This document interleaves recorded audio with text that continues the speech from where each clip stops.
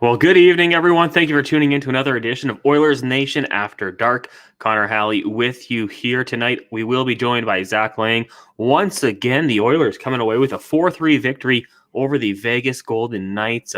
We talked about how we wanted to see the Oilers come out with a strong performance, and they did it. They finally had a good team. They played well. They held them off at the end. A few things we'll nitpick about, but we'll talk about that with Zach Lang just in a couple of minutes here. First, though, we'll give you a quick rundown of exactly what happened for the Edmonton Oilers and a good start for the team. Matthias Janmark getting his fourth goal of the season. He kind of joked about the opportunities that he had last night in San Jose and wasn't able to capitalize, said he'd rather do it the next night, and he did it. Only 45 seconds into the first period, he gets his fourth of the season. Barry and Kulak with the helpers. Leon Draisaitl will get his 25th goal of the season to give the Oilers a 2-0 lead. Keegan Kolazar would cut that lead in half for the Golden Knights with about a minute 15 left in the first period. Leon Draisaitl will score once again, his 26th of the season to give the Oilers that 2-goal lead once again.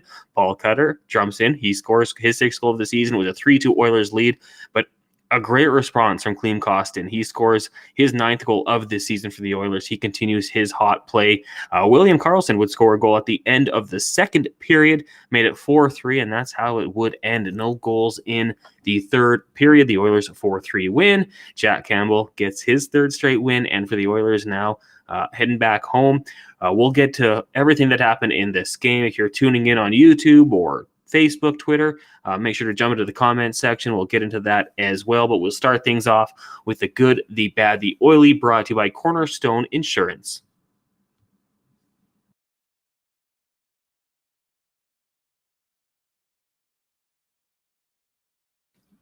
The Good, the Bad, the Oily, brought to you by Cornerstone Insurance Brokers, Edmonton's premier boutique insurance brokerage, your destination for commercial, home, and auto insurance with over 90 years of success and still growing. Visit cornerstoneins.ca for more information. Now, we'll bring in Zach Lang for this one because, we like to go a little back and forth with this one. Zach, good evening. How you doing tonight?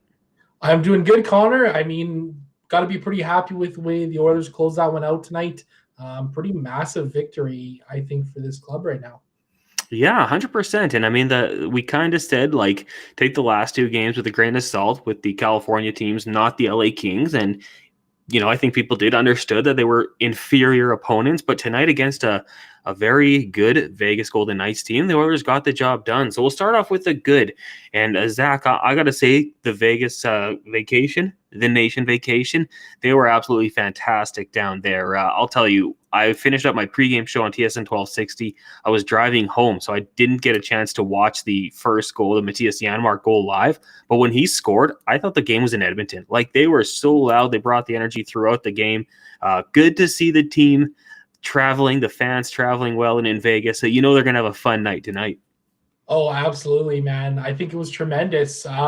Historically, the nation vacations aren't always the greatest thing for watching the Oilers play. I don't think the record's very good on nation vacations, but man, they made up for it tonight.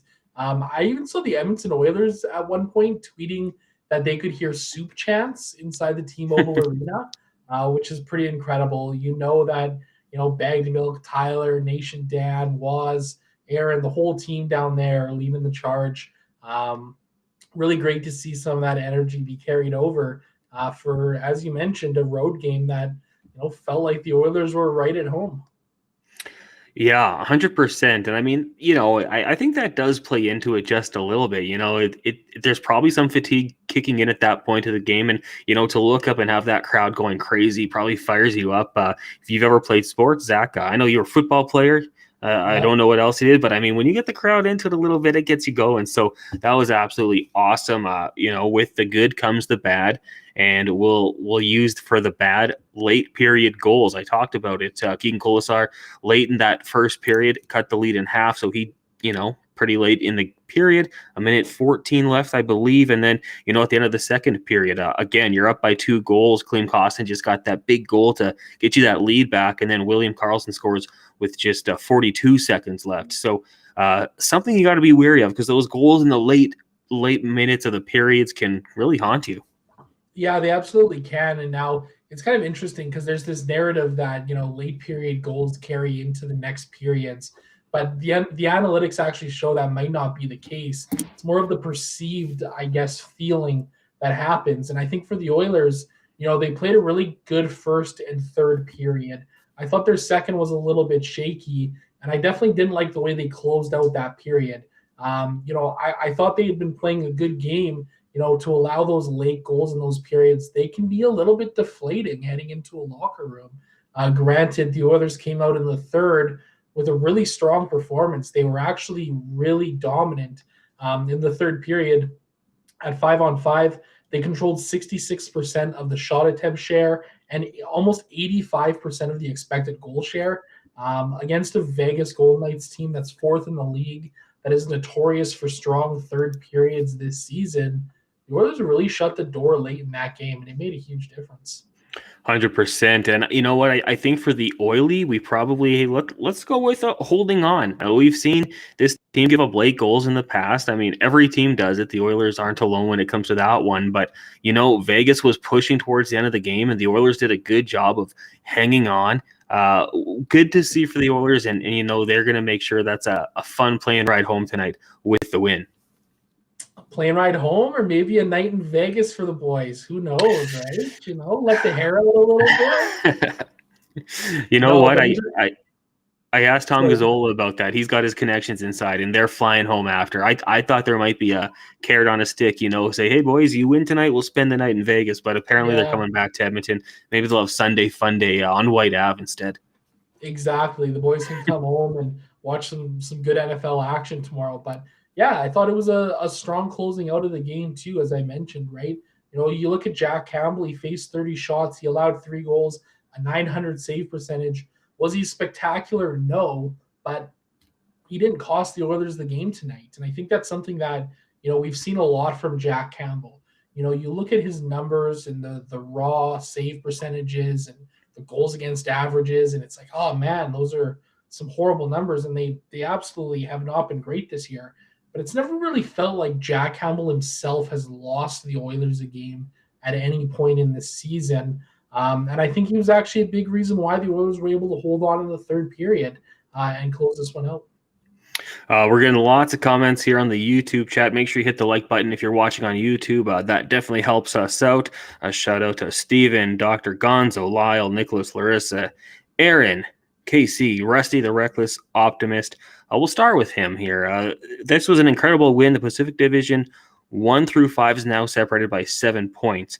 There is hope that we can win the division. Let's go Oilers. And one of the things I'll say, Zach, when Tom Gazzola and I were like, how confident are you in the Oilers to come back here and go on a run? And I said I was about a 5 out of 10. That was going into tonight's game. I said if the Oilers find a way to win in Vegas, that jumps up a whole new level. I mean, 7 points, that is a very makeable amount of points, especially with so much time left in the season. I think it's been pretty well documented that the Oilers' schedule, the strength of difficulty, level of difficulty drops off for the next 3-4 weeks here, and you're getting Evander Kane back probably sooner than we originally expected. So, I mean, yeah, that's a very makeable amount of points. Got to go out there and do it, but very encouraging. Yeah, absolutely. I wrote about it in my wrap up. I almost called it the day after, which I'm not doing tonight, but I wrote about it in the wrap up this evening.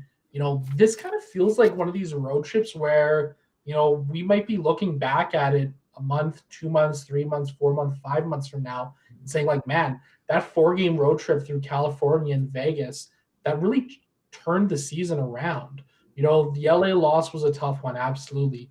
But they came out, they took care of business against Anaheim and San Jose. They beat the snot out of them the way they really needed to. And then it was kind of like, okay, well, if you lose on Saturday night against Vegas, it's not the worst thing because it's the second half of a back-to-back. Jack Campbell's in net. They had to travel. They didn't have a morning skate. They probably had to sleep for a half hour in a hotel room. There's all these excuses of why it should be a scheduled loss, but they weren't willing to accept any of those. And they came out and they busted their asses all night long. And they got rewarded with a huge 2 points. Sitting at 51 standing points right now. They got a 6-point lead over Colorado Colorado and St. Louis for the second wildcard spot. That's a pretty huge, pretty important road trip that this team is coming off of right now. 100%. You gotta stack up those points right now when you can get them. On Facebook, Justin says, "How about them Chargers, Halley?" Justin, we're not gonna go there. This is an Oilers post game show. I don't want to have to block you, but I'll block you from this chat. Just kidding, just kidding. We won't do that. I'm not that big of a sore loser. We have Simon here saying, "How good was Clem?" And Clem, if you went to betway.com before the game and put some money down on anytime goal scorer, that's a pretty good bet right now at betway.com. 19 plus, bet responsibly. But the goal was nice, but one thing I really liked was that shot block he had. He just threw himself right in front of it, knew it was going to hurt. I mean, every game it seems like there's just more and more reasons to really like what he's doing. Yeah, absolutely. You just look at the time on ice tonight. He played the fourth most 5-on-5 minutes among Oilers forwards, controlled 60% of the shot attempt share on the ice, 78% of the expected goal share. Very, very strong possession numbers from Costin. The production we're seeing from him right now is tremendous. You say it's 6 goals in the last 8 games. He's got 8 on the season now, I believe. He's come in and provided some depth scoring at a time when this club was desperately needing it. And I think that's tremendous. I think there's also got to be a certain element of maybe we got to just pump the brakes just a little bit here because, these sort of shooting and scoring heaters, the way that Costin's on, they're really unsustainable. We got to make sure we don't let our biases of small sample sizes overvalue what Costin is doing. But in the same breath, it's hard to argue with what he is doing right now, right? The production's great. He's a big, strong, physical player. He wanted to beat the snot out of Keegan Kolesar early in the second period, and everybody kind of had to be like, "Whoa, pump the brakes, Clem." But that sort of stuff is great to see. Yeah, 100%. Just looking at the minutes here, because we kind of talked about the usage of the 11 and 7, and how we both thought, if someone's playing 3 minutes, kind of a waste. You might as well get that 12 forward back out there. But once again, Dave Manson managing that blue line there. Darnell Nurse doing what he does, 24 minutes, and not too much of it on special teams. Only 3 penalties called in that game. But a lot of even strength play. Brett Kulak, of course, Cody Ceci around 19 minutes. But you look at Evan Bouchard, 13 and a half. Tyson Barrie didn't get his power play time, so he plays just under 16. And then Philip Broberg and Vincent Desharnais were just under 13. So some nice balance there as well. Yeah, absolutely. I think that they did a really good job once again in balancing the minutes out. You even look at McDavid. He played the third most minutes at 5-on-5 among forwards. Matthias Janmark actually led the way tonight. 5-on-5 time on ice, played 18:37. Darnell Nurse played a team high 2024 at 5-on-5. But like you said, they did a really good job in kind of doling out the minutes. And, you look down towards the bottom, Puljujärvi, Holloway, Ryan, they didn't really play a ton tonight in comparison. But in the same breath, I think that what the Oilers were able to do was roll out a top 9 and give them pretty even minutes throughout the night. Nobody really jumped above anybody else in terms of time on ice. And, Connor, as we talked about last night, you mentioned it earlier here, this is one of the real positives of the 11 and 7 for this club. Hello to Lance jumping in here on YouTube. There's lots of things going on here, but he brings up Seattle and says they have to fall off. I don't mean to go away from the Oilers, but there is relation there to the Oilers, obviously in the Pacific Division, a team they're tracking down or trying to track down. Do you think Seattle falls off? Because if you go back to early December, I was like, yeah, there's no way they can maintain this throughout the remainder of the season. Just with the team that they have. When do you think that fall off happens, if it happens? I'm on the side of I don't think it happens. I think Seattle's legit. I was a fan of Seattle's game last year. I thought they were a lot better than their record showed. Last year they were actually one of the stronger defensive teams in the entire NHL. Looking at some of the underlying numbers, they had some really nice pieces there. They just weren't able to score. They had no offensive punch. While you look at the team this year, they got Matty Beniers up there full time. They went out and they got Andre Burakovsky and Oliver Bjorkstrand. Vince Dunn on the back end has been great for them this year as well. Now all of a sudden they're able to score a bunch of goals and they're still playing strong team defense. Goaltending aside, because it's Martin Jones and Philip Grubauer, 2 guys who are just, sub-average goaltenders in the NHL. These guys are looking like really good goaltenders all of a sudden. I really do think that Seattle is legit, and I think they're going to be a threat in this Pacific Division that the Oilers cannot take lightly whatsoever here. Zach, Dr. Gonzo says on YouTube, too many clothes on Oilers Nation After Dark. Show us some skin. Wow, that's a Yaremchuk thing. You don't need to see that. No, YouTube does not need to see that. Yeah, they'll shut us down if we do that. But Yaremchuk, from what I hear, we said once if we get 100 likes on the YouTube video, he would take a shirt off. That was his promise. He might have, yeah. I mean, he might have been dipping into the I don't know, the wobbly pops a little bit, but in the future, next time he's on, we got to get 100 likes and see if he'll follow through with that one. A lot of people giving some love to Vinny, as we're appropriately calling him, Vinny Desharnais. Ray-Ban Man says Vinny Stick definitely breaks up a lot of plays out there. TC says the defense seems to be playing well as it does, and if Vinny keeps this up, our D-core may be solid. A lot of people giving some love to Desharnais. True, he's a giant out there, says Katie. Big Stick makes a big difference. I mean, it's hard to say because it is so early, right? But, the early returns on him have been good. And, we see him get a little bit mean out there as well. It is really nice to see. He gives a little edge on the blue line. Yeah, absolutely. I think Markus Niemelainen also gave that for the Oilers this year earlier, but Niemelainen wasn't playing as well as Desharnais is right now, right? I mean, just again, I'm a big numbers guy. He's controlling 59% of the shot attempt share and 69% of the expected goal share when on the ice.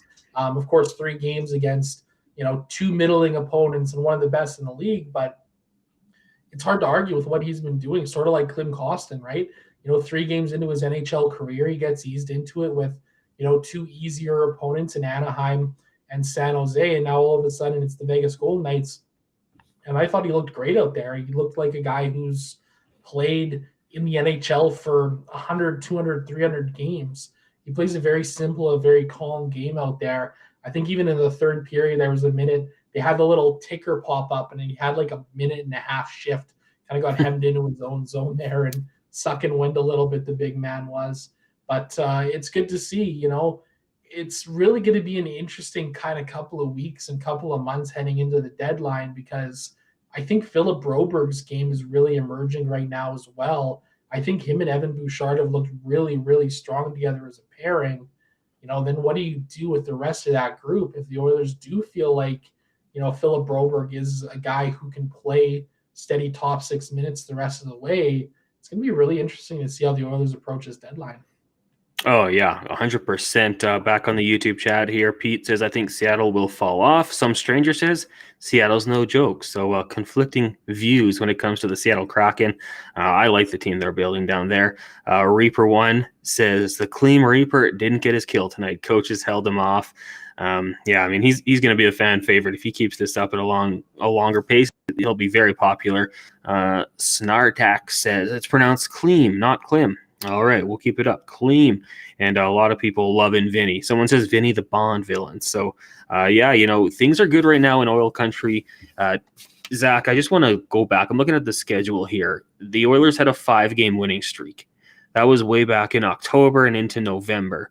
Since then, they had a 3-gamer and now another 3-gamer. So, I mean, one of the things that I've been kind of critical of this team is you just don't know what you're going to get night in, night out, and it doesn't seem to be, consistent in what they can do. But now you have this game coming up on Tuesday against Seattle, who's, was it 9 cities in whatever amount of days? I mean, it's a crazy road trip they're on. It's starting in Edmonton.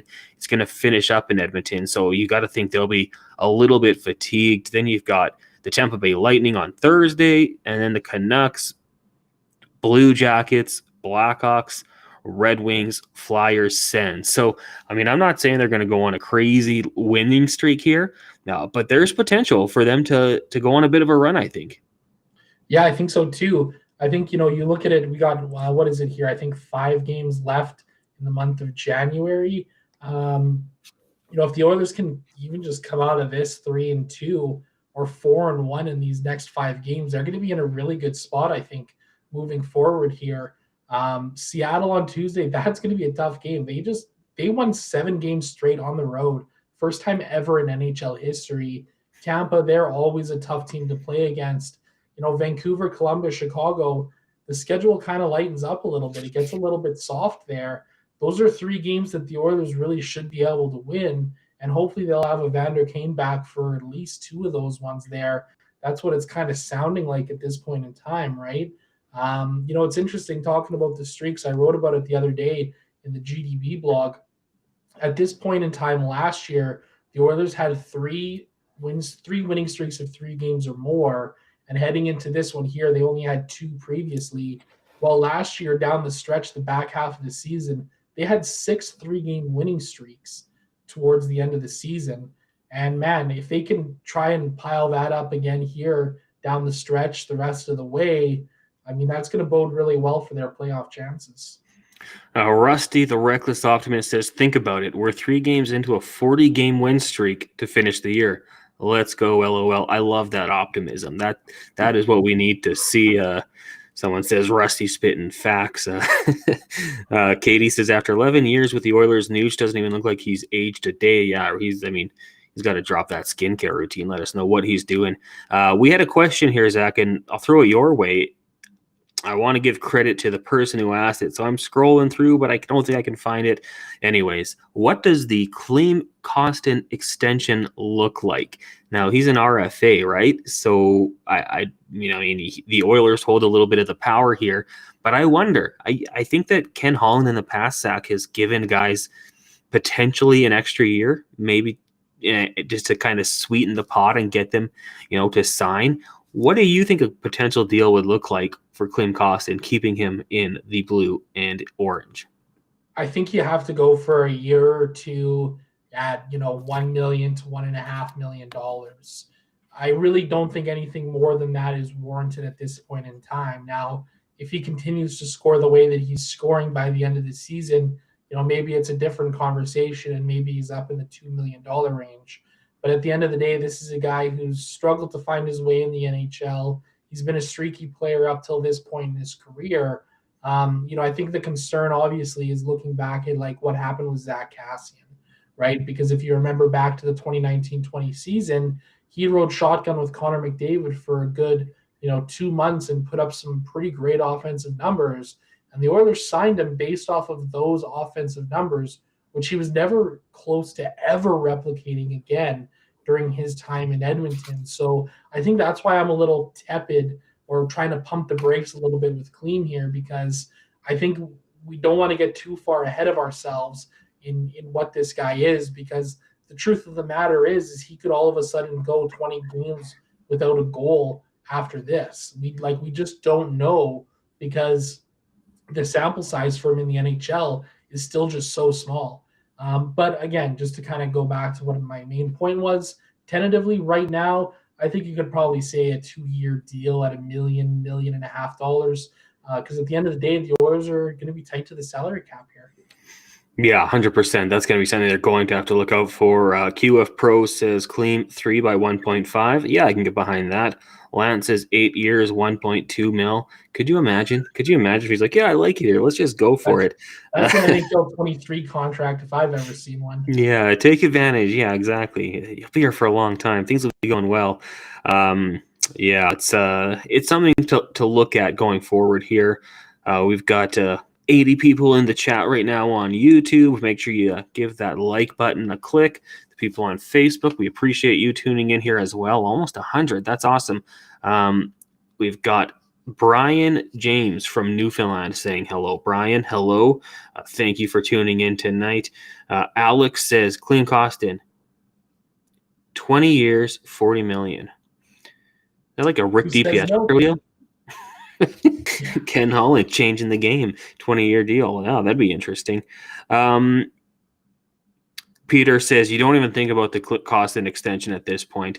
Yeah, I mean, obviously, I don't think that Ken Holland is. I don't think he's in a rush to go out there and get this deal done. But the question was asked, so we're just looking into the crystal ball to see what happens.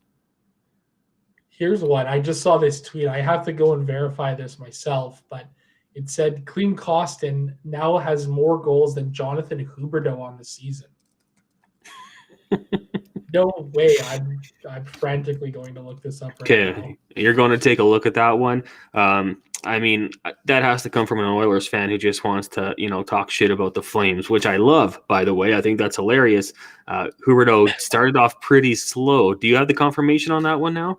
I can confirm that Klim Kostin has more goals than Jonathan Huberdeau does. Huberdeau got a big deal, man. That's incredible. $10 That's where the million incoming for Kostin. That's where the negotiation starts. Hey, you guys want me? I saw you call out Spec on Twitter there. Was it Spec? Yeah, it Who was. posted about the Samorukov. Yeah, I mean it's so early, and I think that was a great point by you to point that out. Like it's 8 games, whatever. I mean, it's a good stretch he's been on, but we can't just say that it's gonna work for a full 82 game season. That'd be foolish. Samorukov, was trending in the right direction when he was here. I know he had that really poor game last year. We hope he finds his game and can become a full-time NHLer. But yeah, too early to start saying Holland just fleeced the Blues in that one, I think. Absolutely, and I think somebody else pointed it out on Twitter too.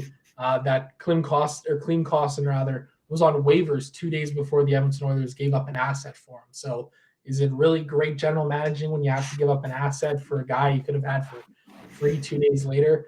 I'm not entirely sold, but again, like the trade's working out well right now for the Oilers. Kostin is clearly a different player than he was with the St. Louis Blues.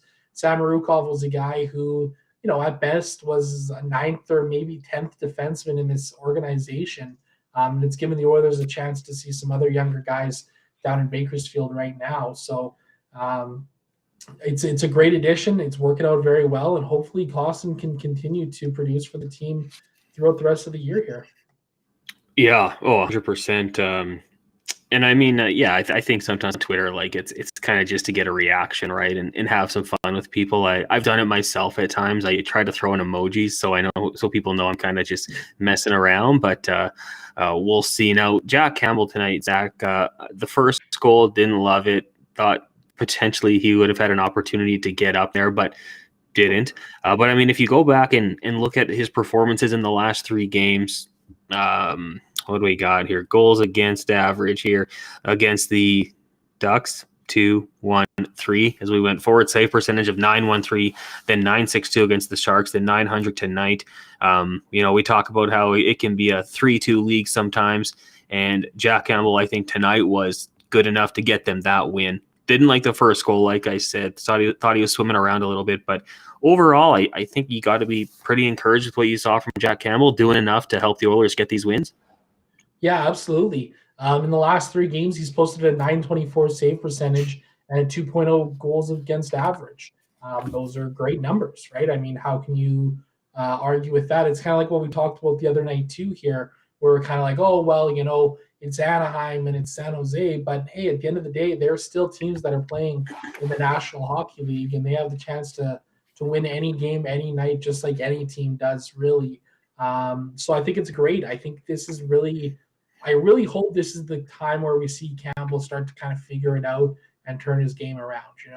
We've all heard the story about the new pads that he's playing with right now. He seems to feel comfortable with them, so I guess that's a good sign at the very least. Yeah, Kevin Woodley, the goalie guru, told us on the Gregor show that the pad's a little more firm and the rebound should bounce out further out of that danger zone, which, I guess you hope that would be the case. Well, hopping on the old text machine here, some local writers getting some slander. We don't need to get into that. I like those guys. I've met them. I know them. They're great people. So I won't get into that.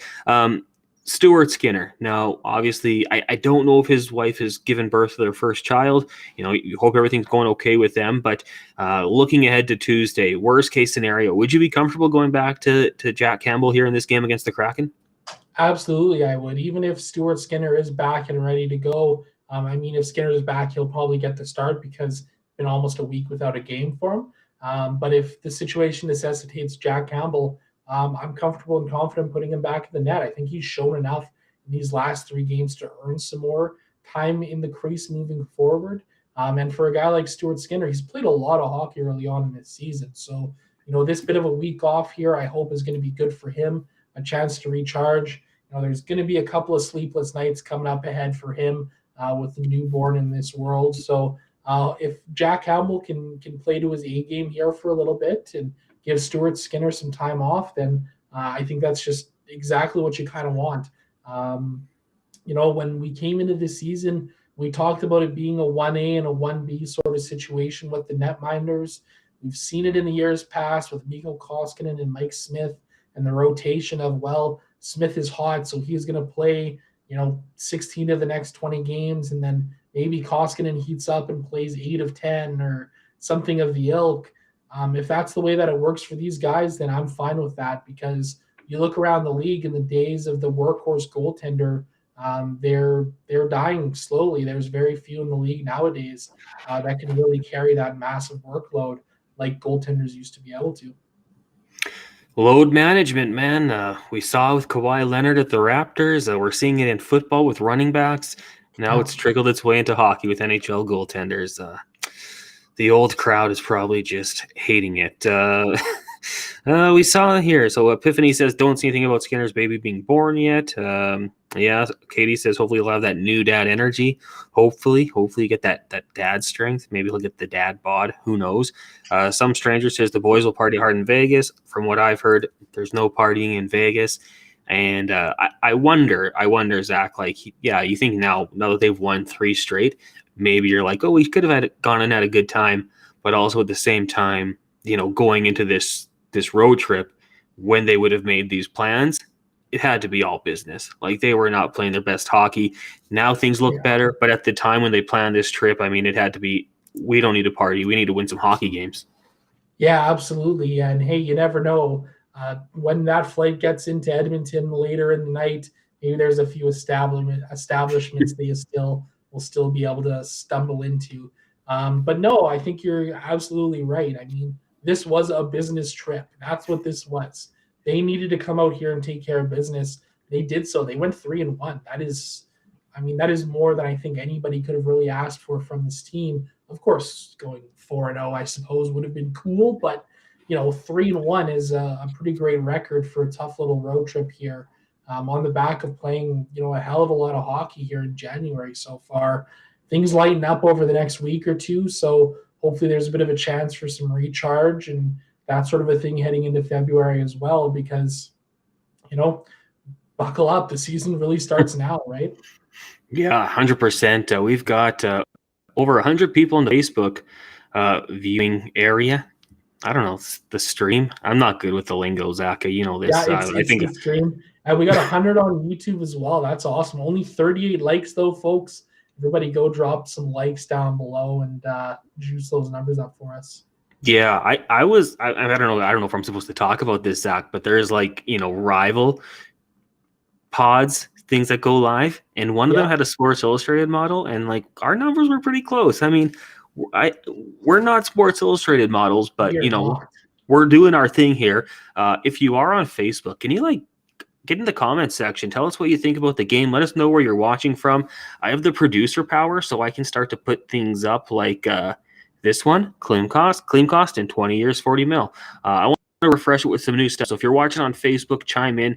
111 of you, I can see you. So join the conversation. If you're on Twitter, on YouTube, like Zach said, hit the like button. There's 100 of you. And 200 people watching us right now, Zach. We're crushing it. Lance says, love the Oily boys. We had another one. Let's see if I can find it here. I can't really find it, Zach. It's going too bad. The YouTube chat is lit. People are going crazy here. Someone says he's already got the power of the mustache. When he has dad strength, he'll be unstoppable. Stuart Skinner. And it's really good, to see this with the Oilers goaltending. Jack Campbell, if he elevates his game, Stuart Skinner elevates his game. Like you say, when you bring in fatigue and that factor as well, having two guys rolling is great. And I mean, they're only going to make each other better when they're out there. Yeah, exactly. And I think that's kind of what the whole goal was of this, right? I don't think the Oilers were ever signing Jack Campbell to come in to play 65 games and give the Oilers a .927 save percentage through the rest of the year. You look at his contract alone, 5 years, $5 million. The the average rate for a starting goaltender in the National Hockey League is exactly $5 million. So the Oilers are paying Jack Campbell to be a average starting goaltender in the NHL, a guy who can come in here and help the team win games and not really lose them games either.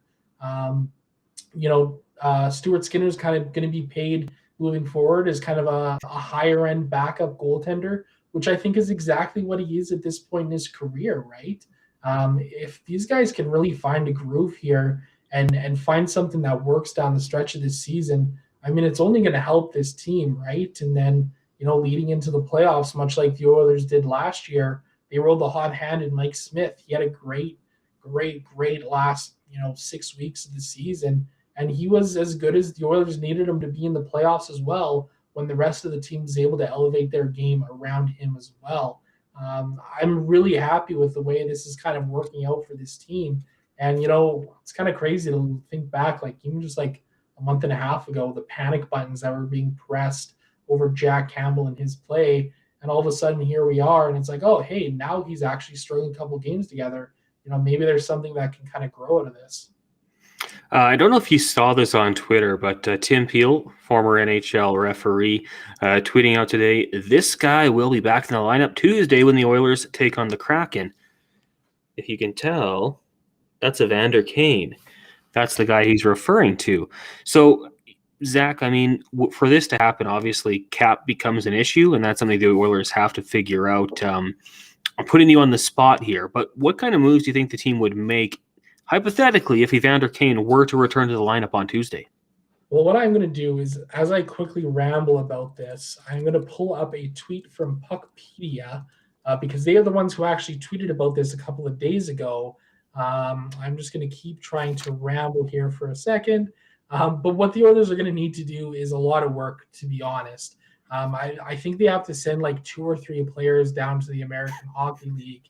And truth be told, one of the easiest ways to kind of get out of this might actually just be making a trade.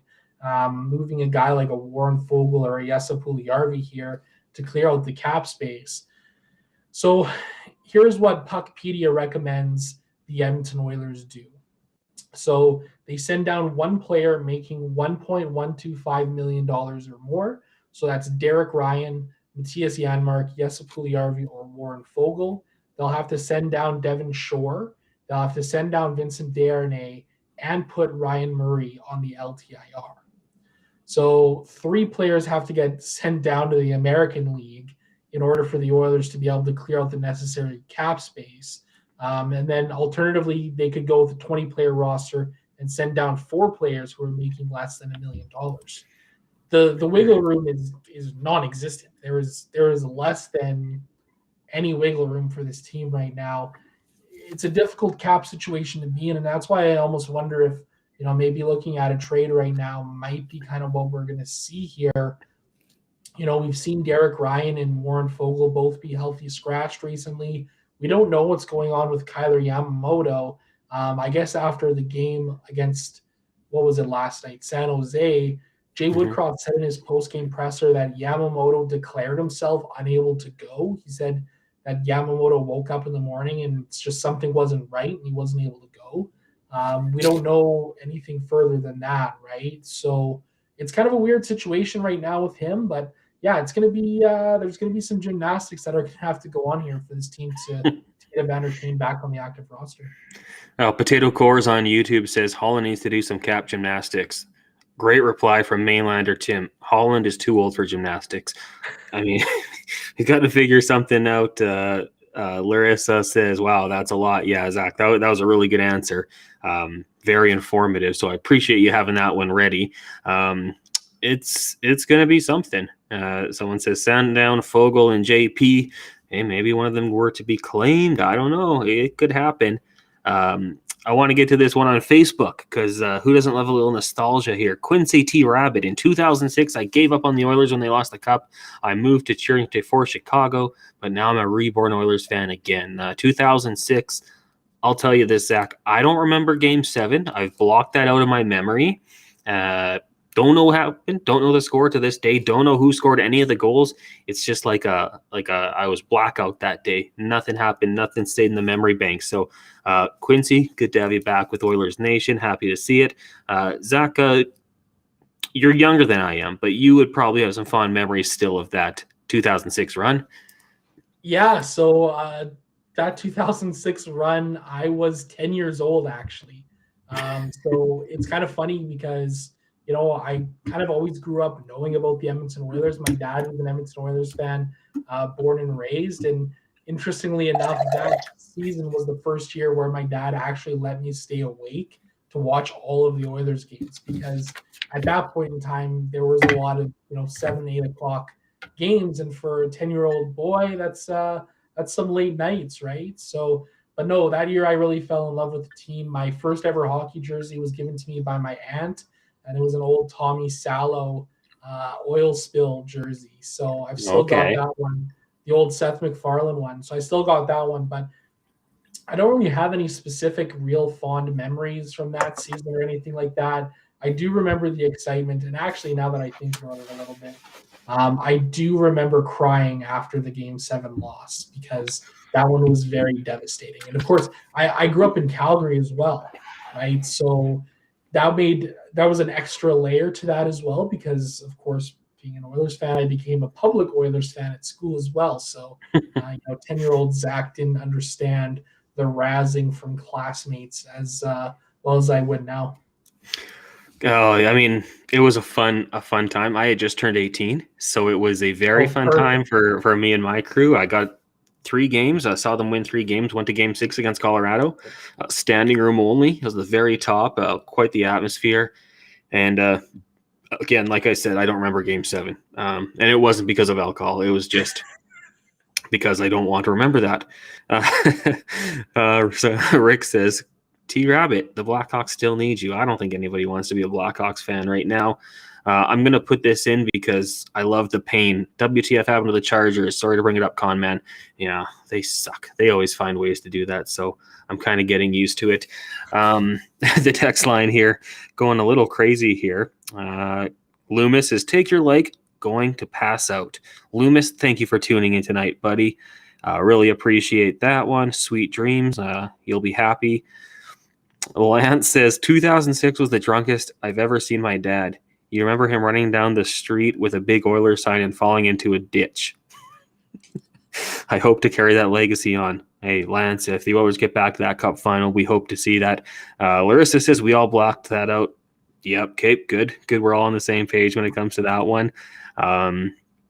Yeah, that was a tough time. I don't know how we got to this point with 2006. I know someone brought it up, but I don't think we need to turn tonight into like a therapy session with all those bad memories. Katie says, I have that Fernando Pisani song stuck in my head. Oh, yeah. Fernando by ABBA was a banger back then. That was such a classic. I still think of that one every now and then. Oh, yeah. I mean, I work with Jason Strudwick, who, absolutely loves ABBA. So, we get lots of ABBA on the show just for him. Katie says 2006 made me more of a diehard fan. I was 17 and went to Whiteout with my dad after all the wins. Was very jealous of everyone partying it up in the bars. That is true. The good news is it spilled out into the streets, and then it got crazy. I remember there was the most wanted. They had pictures of people. I think it was on the Sun. Crazy times. Mainlander Tim, 3 a.m. here in St. John's. Man, I miss Mountain Time. Well, thank you for tuning in. Peter says the CBC intro for Game 7 is epic. It's still on YouTube, and I watch it regularly. I will watch, I think it was Game 6, the intro, when they had, I think it was Nina Simone, and then it would jump into Black Eyed Peas. I don't know if you remember that. Pump It. It was a great intro, a lot of fun. Potato Core says, only thing being more painful than an Oilers fan in 2006 is being a San Diego / LA Chargers fan.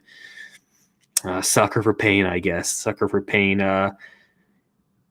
Zach,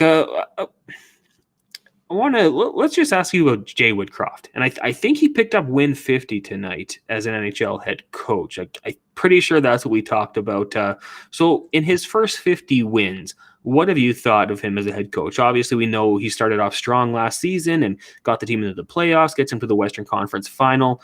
This year, I feel like he's kind of opened up as a coach, kind of been more himself, especially to the media.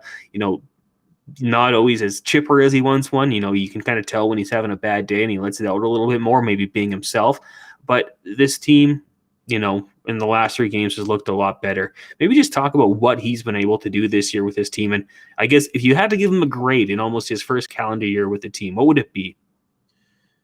That's tough because I think last year it's hard to give him anything beyond really an A+, from what he did from walking into the team in a really tough situation on February 11th of last year and carrying this club through an appearance in the Western Conference Finals. And I think he came in here all bright-eyed and bushy-tailed, and I think some of that coaching bump that the teams always get when a new coach joins kind of wore off this year. I think some of the decisions he's been making have been difficult at times. I don't necessarily agree with a lot of the deployment, a lot of the lines that he's been using either. But at the end of the day, the Oilers are sitting in a pretty okay spot right now. And I think especially after these last 3 days, these last 3 games, he's shown some much better openness, I guess, with the construction of this roster and the way that he's deploying these lines. Granted, it's been a tough year as well, too, right? Like losing Evander Kane has been really difficult. Let's not forget that guys like Ryan McLeod, Warren Fogle, they missed significant chunks of the season as well early on this year. That really threw a wrench into things and made it difficult for them coming back into it. Kyler Yamamoto, he's a guy who hasn't been in the lineup every night either. So things have been difficult in terms of the forward groups. Defensively, I think I'd like to see him shake things up a little bit here. I don't think the pairing of Darnell Nurse and Cody Ceci is working for this team right now. On the website on Oilersnation.com earlier today, Saturday, I suppose, now that it's Sunday. Is it officially Sunday here? Not quite. But earlier Saturday, yeah, still a little bit of time.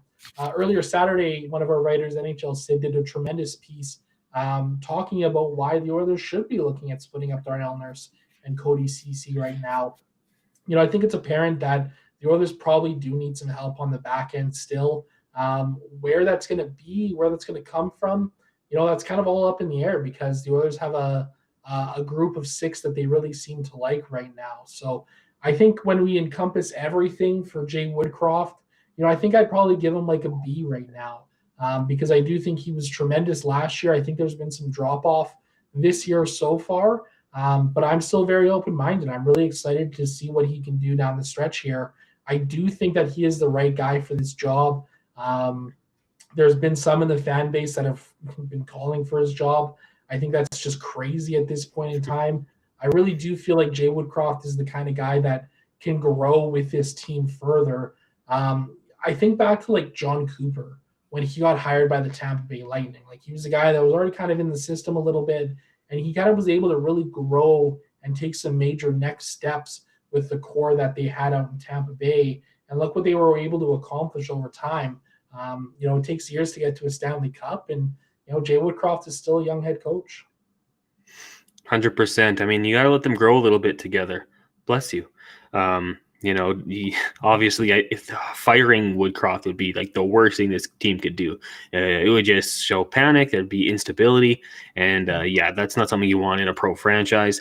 Lance says, I feel like Woody was nervous to start the year.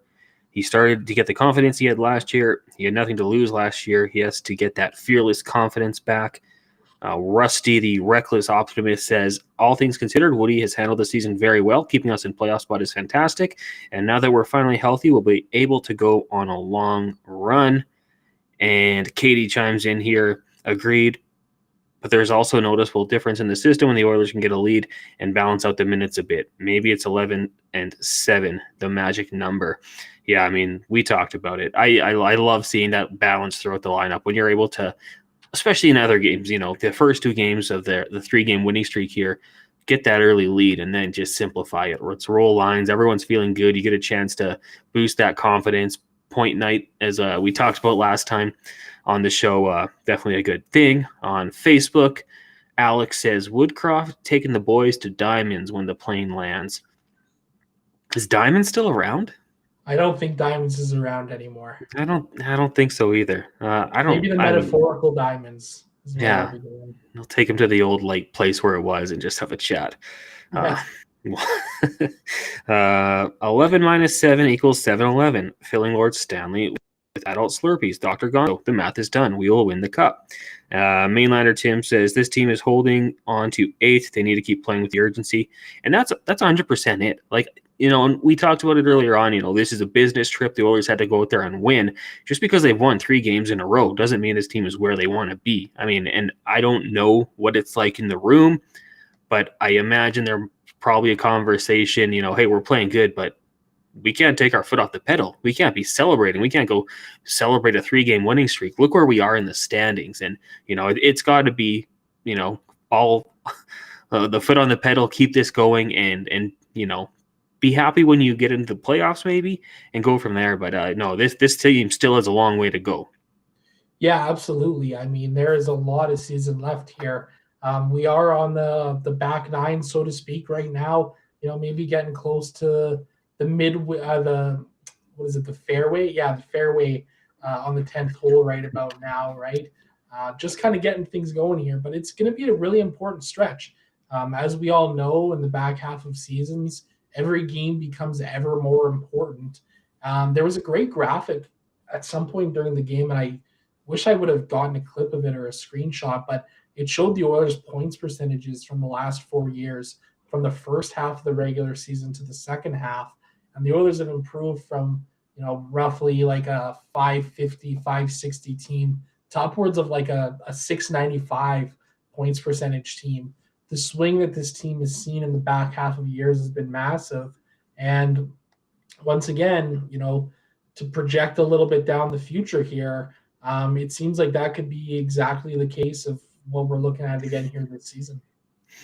I'm a big fan of this platform, Zach, because we can go on different rants and tangents, and people chime in. GR says on Facebook, the Bunny Ranch.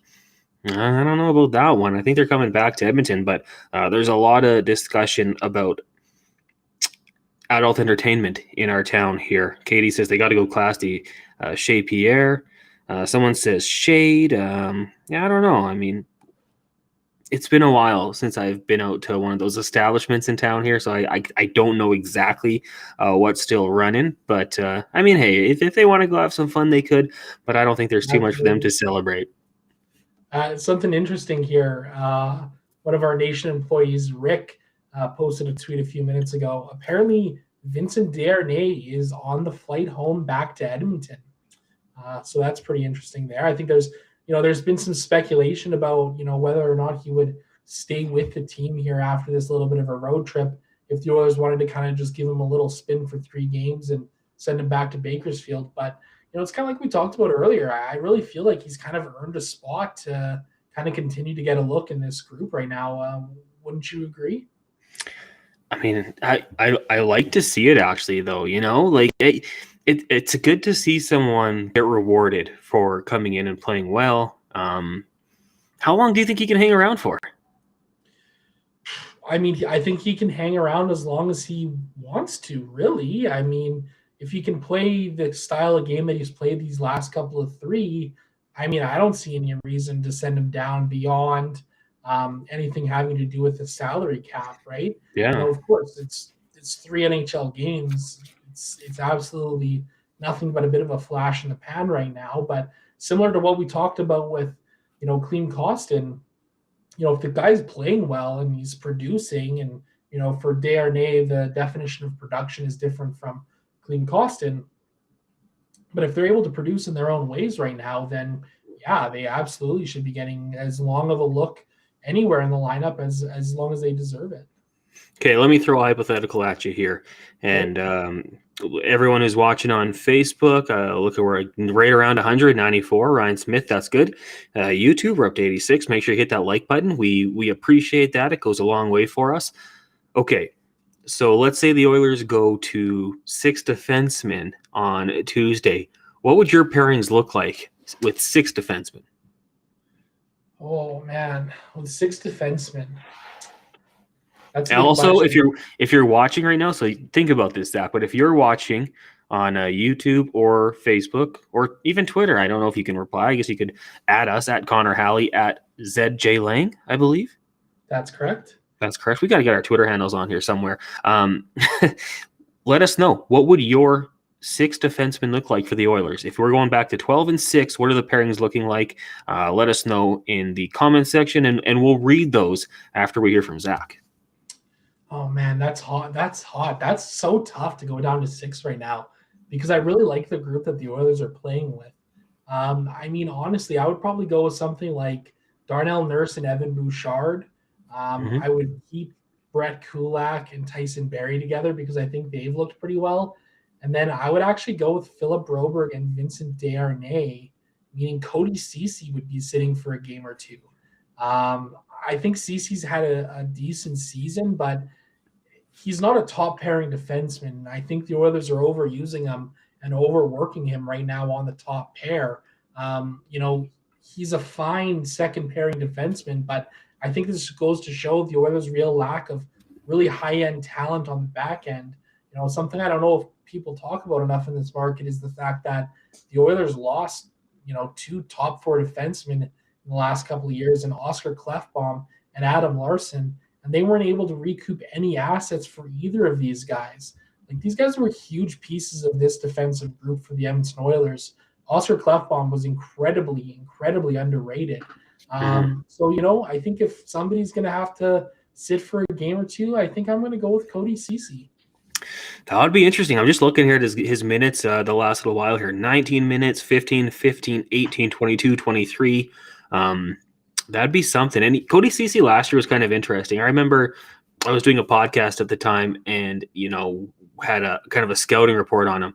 And it was like, he'll probably come in and people won't expect much and he'll outperform people's expectations. And then you go from there and see what happens in year 2. But year 1, he thought, I think it was Seth Rohrbaugh. He's like, yeah, I think people will like him. And now, I mean, there's those conversations. Rusty the Reckless Optimist says, I would do Nurse Desharnais. That could be a mean pairing. Kulak, Berry, Broberg, Bouchard. Having CC there is a great problem to have. Nurse, Vinny, Kulak, Berry, CC, Bouchard, ? And you know what? You did it. You mentioned Oscar Klefbom, and now we're all being upset that he's not playing hockey for the Edmonton Oilers anymore. Tom Gazzola on our pregame show on TSN 1260, actually, he's told us a story about how he spoke to Nuge in the room like last week and actually asked about Klefbom, and Klefbom's done. That was, the tough one, and we all have to accept that. But, he said back in Sweden, enjoying life, obviously missing hockey, but I think he said he wants to get back into it in some manner. So I don't know if that'll be coaching or management, but yeah, Oscar Klefbom, man, what could have been if he's around? Maybe Larson stays. Who knows what could have been? Oh, absolutely. I think Klefbom would make a great coach. He always seemed to be just a super, super smart player. He maybe didn't have the elite toolbox that, other great top 4 defensemen would have had, but he just always seemed to be such a smart player to me, a guy who was always in the right place at the right time and knew how to make some small moves. I just see in the chat there, Rusty the Reckless saying, give Klefbom a job as a scout in Sweden. That's a great idea. Like, why not, right? Klefbom is a guy who, he really meant a lot to this organization, I think, for the, 5, 6, 7 years that he was a part of the Oilers. Yeah, I mean, that would be very cool. It'd be a way to get his foot in the door and have someone across the pond scouting.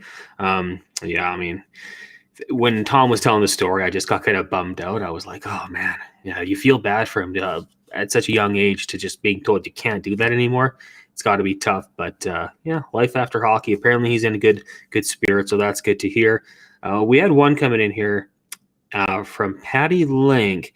Call me crazy, but do we still go for a Patty Kane at the deadline plus a D-man and then trade 3 firsts?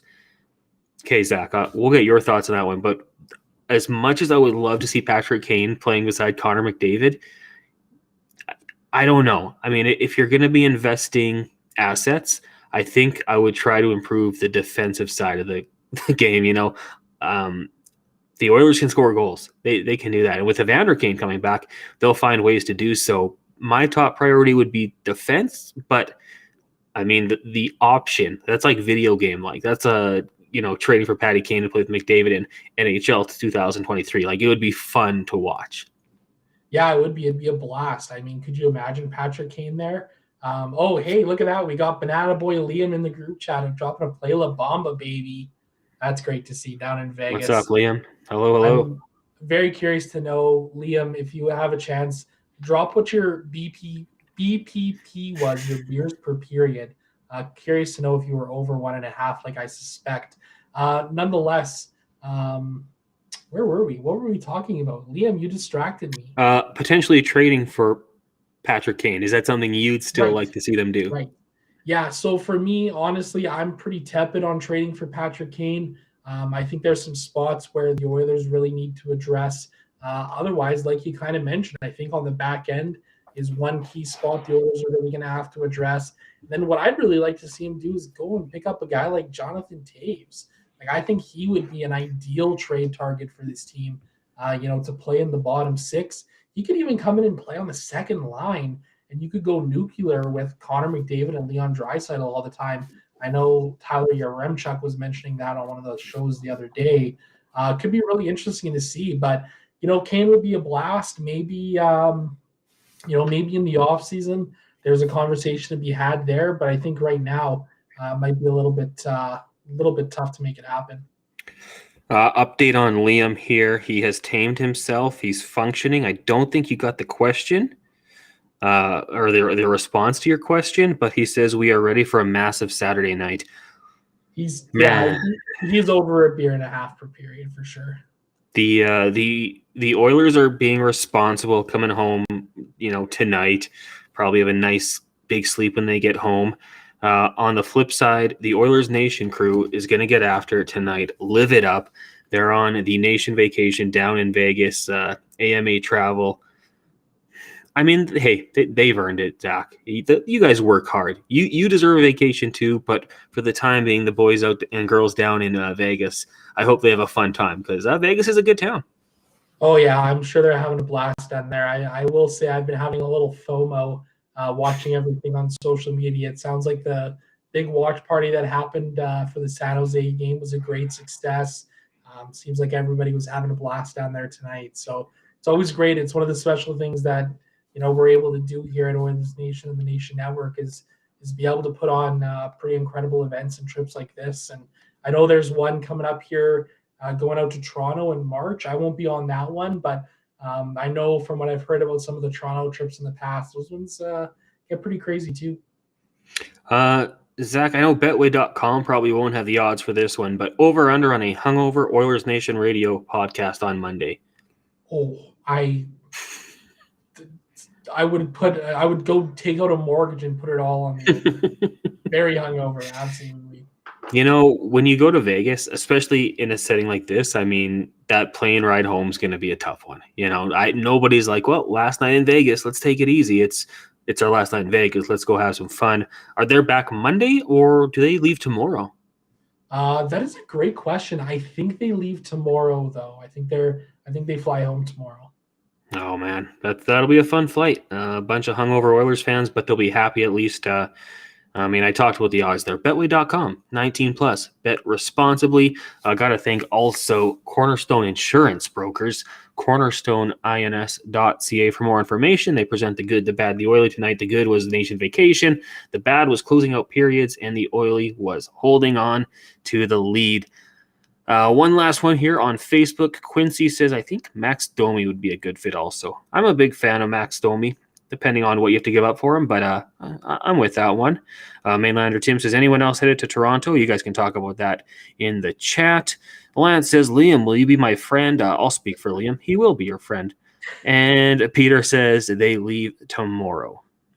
Dr. Gonzo, that plane is going to smell like Mr. Leahy. Yeah, well, that's not, I don't know. What do you expect? That's just the expectations. Zach, why don't we wrap this one up? We'll put a bow on it. And Katie says you got to stay drunk until they get home. Drunk, flight, hungover. Yeah, maybe hair of the dog. Maybe that's what you do. I know there's some bottomless champagne places or mimosas, but you don't have to get the orange juice. You just have some champagne in the morning. When it's champagne, it's classy. So you do that and you make it home. This next game for the Oilers taking on the Seattle Kraken on Tuesday. What are you expecting to see in that game, Zach? going to be one hell of a tough game, Connor. That's what I'm going to be expecting to see. The Oilers are going to really be in for it. Like we've talked about earlier, the Seattle team is a good team. They are good this year. They're a threat. They're a team that I think can make some noise, not only down the stretch of the regular season, but, maybe be disruptors in the playoffs as well. So, I think for the Oilers, they're going to have to really play a strong defensive game and really try and find a way to break through offensively as well. But I think for them, the focus really needs to be keeping things tight defensively, because Seattle, they've still got some offense up there who can put the puck in the net. Yeah, I mean, I look at that, and I don't want to be stepping on Rusty, the reckless optimist, toes or anything, but I think the Oilers are going to win that game. I think they'll come home, be a little bit rested, crowd behind them, and I think the Seattle Kraken, like we said, a 9-game road trip, 8 different cities, I think they're going to be totally worn down and just ready to wrap that game up and get on the plane. So I'm going to take I think the Oilers will find a way to get another big win in that one. That's my big prediction for it. Very quickly here, just want to say thank you to Katie, Tyson, Gonzo, Peter, Larissa, Rusty, Steven, Lance, Mark. If I missed anyone, Liam out in Vegas. Have some fun. Maybe get a banana in there for the potassium. Cato, Peter, QF Pro, thank you guys all for listening tonight. Talk to your smartphones, play La Bamba, enjoy it tonight. We will talk to you guys Tuesday night. Zach, you're not back with me again, are you? You know what? I am not sure if I am on the schedule for Tuesday, but I'm always happy to hop on and talk hockey with you, Connor. I was going to say, I'm like, you paid your dues. You've done enough. But Zach, thanks again for doing this tonight. Appreciate it as always. And again, to everyone who tuned in tonight, thank you guys so much. We really do appreciate you hopping on here. Enjoy the rest of your Saturday night, and we'll talk to you on Tuesday.